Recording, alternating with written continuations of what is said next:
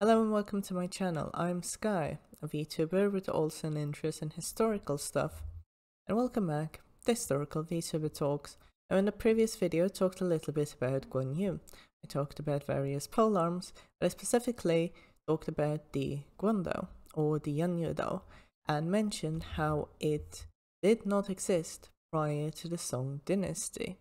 I also said I might make a video on it in the future, further examining how and when it appeared. And here that video is.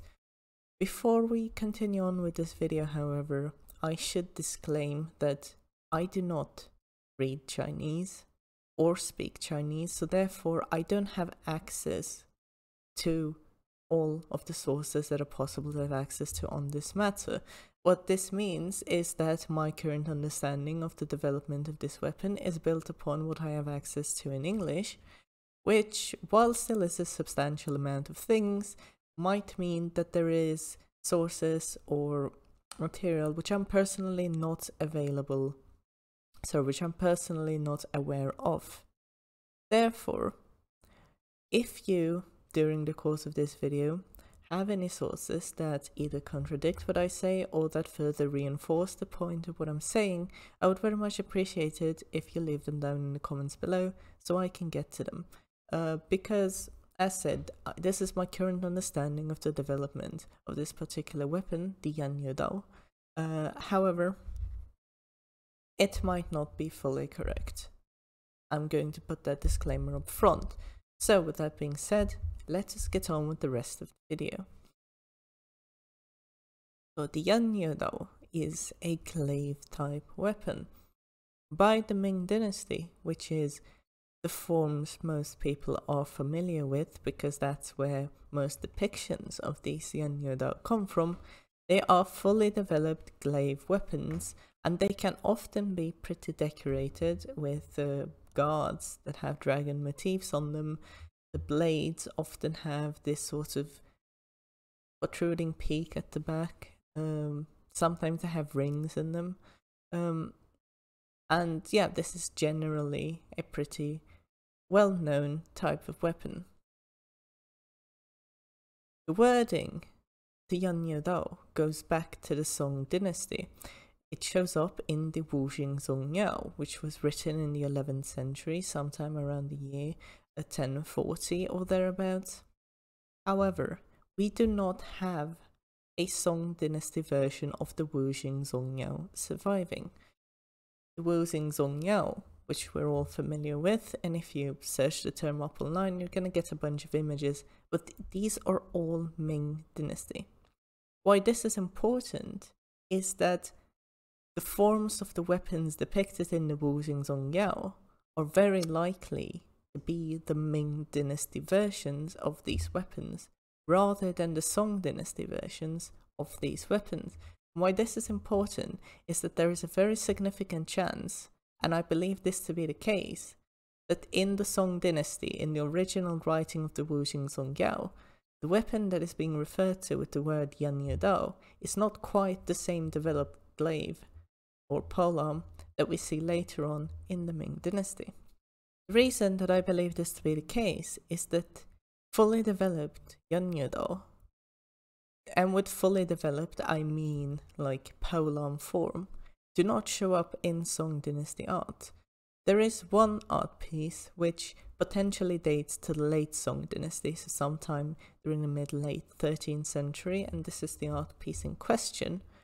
I don't know whether this dates to the late Song dynasty or not. It could be. It is stylistically coherent with some Yuan dynasty artworks such as this one, so it is possible it is late Song or early Yuan, or maybe just later Yuan as well. By the Yuan dynasty, the fully developed form of the Yan Yue Dao in glaive form was definitely a thing, as we can see by this artwork. However, this doesn't seem to be a thing prior to late Song dynasty. Obviously, the late Song dynasty, being the 13th century, is 200 years after the original writing of the Wujing Zongyao.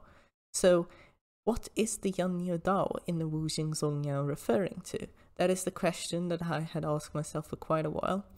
And funnily enough, Matt Easton from Scholar Gladiatoria made an unrelated video about the Liao Dao, a type of two-handed Dao very popular in the Liao dynasty and later the Yechen Jin dynasty, which got me thinking.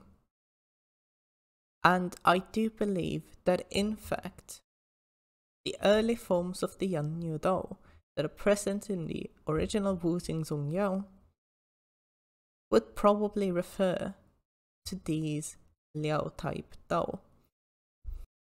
Why do I believe this? Well, there's a few reasons for it. Primarily, I do believe that there's a significant reason to think that these Liao Dao, over time during the Song dynasty and the Yechen Jin dynasty, grew in size until in the late Song dynasty they had become long enough to be polearms. I'm basing this assumption off of one particular survival, which is dated allegedly to the Song dynasty, most likely during the later parts of the Song dynasty. And in this particular form, we can see a weapon which definitely has grown past just a standard two-handed saber.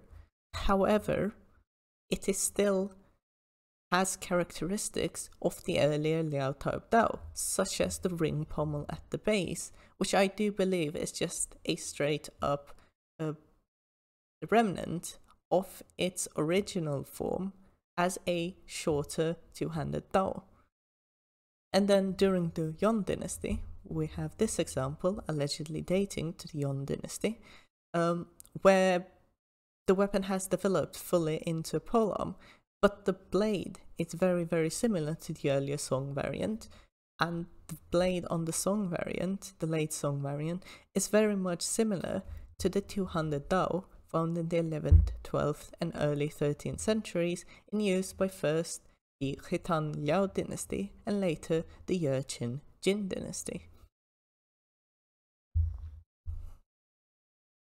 This would explain the lack of polearm Yan Yue Dao in the vast majority of Song dynasty art, though we do have other polearms, other Dao which are used on horseback, the primary of them being the Sanjian Liang Ren Dao, which is a very long name. This weapon is also known as an Erlang Dao. This is a weapon which shows up sometimes, occasionally in Song dynasty art, and it is a broad, long, cutting type polearm. It is also used on horseback, which, as we'll look at later in the Ming dynasty, this is done with Yan Yue Dao, or Po Dao, or Zanma Dao, depending on what you call these weapons. It is a popular thing to use these types of polearms on horseback. In the Song dynasty and also the Yechen Jin dynasty, we do not see polearm form of Yan Yue Dao, but we do see the polearm form of this Erlang Dao, which leads me to believe that the polearm form of the Yan Yue Dao had not developed yet and was a thing that was slowly beginning to happen during the end of the Southern Song and Yechen Jin dynasties, which is where we get examples such as the previous one I showed, which looks like a middle thing in between a fully developed Yan Yue Dao and an earlier Liao type Dao. So I would propose that the Yan Yue Dao present in the earlier Northern Song dynasty and also the Southern Song dynasty and Yechen Jin dynasties are the two-handed Dao. Moreover, the word Yan Yue Dao, the appearance of the term seems to coincide with the rise of the Liao dynasty, which were of a Khitan-led dynasty, which used these types of weapons. So I do suspect that these weapons were popularized by the Liao dynasty and were named Yan Yue Dao by the Chinese, since the weapons resemble crescent moon blades. And later on, as said earlier, they turn into polearms gradually, until you get what in the Ming dynasty is the most known form of the Yan Yue Dao or the Guandao being a full-on polearm form. That was all I had to say on this matter. This is what I believe is the development of the Yan Yue Dao during the Song and Yuan dynasty and Ming dynasty China. However, if you have sources which contradict this, or if you have sources which further reinforce what I've said in this video, I would very much like to hear them, so post them down below. Until then, I hope you have a good one, I hope you enjoyed this video, and I will see you all some other time.